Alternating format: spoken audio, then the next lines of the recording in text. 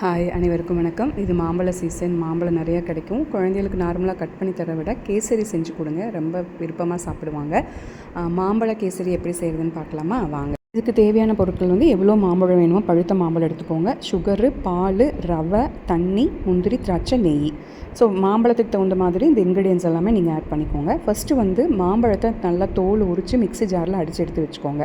ஒரு கடாயில் நெய் விட்டுட்டு ரவையை நல்லா பொன்னிறமாக வறுத்துட்டு அது கூடவே முந்திரி, திராட்சை எல்லாமே தனியாக வறுத்து எல்லாம் எடுத்து வச்சுருங்க.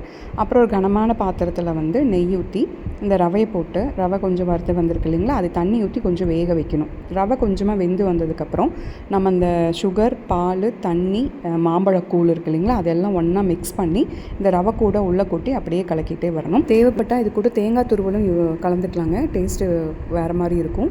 அண்ட் பக்குவம் வந்தோன்னே ஆஃப் பண்ணிவிட்டு மேலே முந்திரி, திராட்சை எல்லாம் போட்டு குழந்தைகளுக்கு சர்வ் பண்ணிங்கன்னா நல்லா விரும்பி சாப்பிடுவாங்க. ட்ரை பண்ணி பாருங்கள்.